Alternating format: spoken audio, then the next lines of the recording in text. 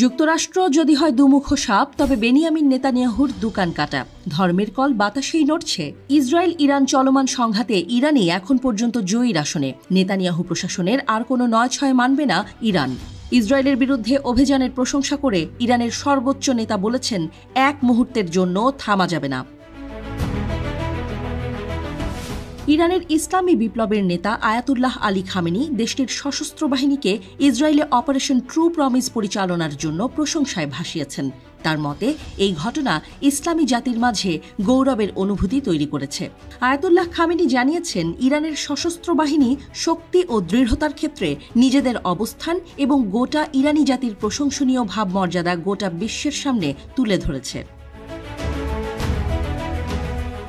রাজধানী তেহরানে ইরানের উচ্চপদস্থ সামরিক কমান্ডারদের একটি দলকে সম্বোধন করে আয়াতুল্লাহ খামেনি বলেছেন, ইরানি বাহিনী আন্তরিকভাবে এবং সফলভাবে ইসরায়েলকে শাস্তি দেওয়ার পর ইরানের ক্ষমতা ও কর্তৃত্বের একটি ভালো চিত্র উপস্থাপন করতে সক্ষম হয়েছে।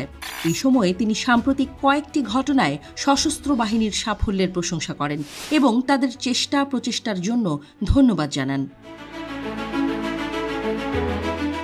খামেনি বলেছেন, ইরানের সশস্ত্র বাহিনীর সাম্প্রতিক সাফল্য গোটা বিশ্ববাসী, বিশেষ করে আন্তর্জাতিক পর্যবেক্ষকদের মনে ইরানের বিশাল অবস্থান ও মর্যাদাকে প্রতিষ্ঠিত করেছে। ইসরায়েলে কয়টি ক্ষেপণাস্ত্র নিক্ষেপ করা হয়েছে এবং এর মধ্যে কয়টি লক্ষ্যবস্তুতে আঘাত হেনেছে তা মুখ্য বিষয় নয়, যদিও আমাদের প্রতিপক্ষ সেই বিষয়টির ওপর জোর দিচ্ছে। তবে মুখ্য বিষয় হল ইরানি জাতি ও সশস্ত্র বাহিনীর ইচ্ছাশক্তির বাস্তবায়ন এবং আন্তর্জাতিক অঙ্গনে তা প্রতিষ্ঠিত হয়েছে। আমাদের প্রতিপক্ষ এ কারণে ক্ষুব্ধ হয়েছে। ইরানের শীর্ষ নেতা ইরানের সশস্ত্র বাহিনীর সুপরিকল্পিত পদক্ষেপেরও প্রশংসা করেন। যে কোনো পরিস্থিতিতে তাদের খরচ কমানোর তাৎপর্য তুলে ধরেন। তিনি মন্তব্য করেন, ইসরায়েলে সাম্প্রতিক ঘটনায় সশস্ত্র বাহিনী এটিই করেছে এবং তারা ভালো করেছে। 13 এপ্রিলের হামলায় ইরানের সস্তা ড্রোন ঠেকাতে বিলিয়ন ডলার খরচ করতে হয় ইসরায়েলকে। আয়াতুল্লাহ খামেনি IRGC, ইরানি সেনাবাহিনী এবং পুলিশ বাহিনীর প্রচেষ্টা ও কার্যক্রমের প্রশংসা করেছেন। সশস্ত্র বাহিনীকে তাদের প্রচেষ্টা চালিয়ে যাওয়ার এবং উদ্ভাবনী উদ্যোগের ওপর নির্ভর করে শত্রুতা ও শত্রুদের মোকাবেলা করার জন্য আহ্বান জানিয়েছেন।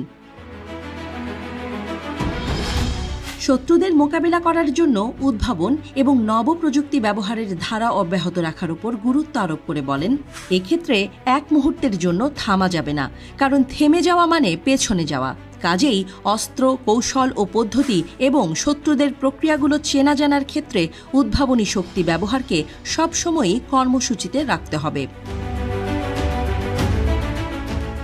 সিরিয়ায় ইরানের দূতাবাসে ইসরায়েলি হামলার জবাব দিতে ইরানের ইসলামী বিপ্লবী গার্ড কর্প IRGC গত সপ্তাহে ইসরায়েল অধিকৃত অঞ্চলে ব্যাপক ক্ষেপণাস্ত্র ও ড্রোন হামলা চালায়। প্রতিশোধমূলক ওই হামলার নাম অপারেশন ট্রু প্রমিস। তেহরানের দাবি, এই হামলা দখলকৃত ভূমি জুড়ে ইসরায়েলি সামরিক ঘাঁটির ক্ষতি করেছে। পাল্টা জবাব দিয়ে শুক্রবার ইরানের ড্রোন হামলা চালায়, যদিও তেহরান এই আক্রমণকে হাস্যকর বলে উড়িয়ে দিয়েছে।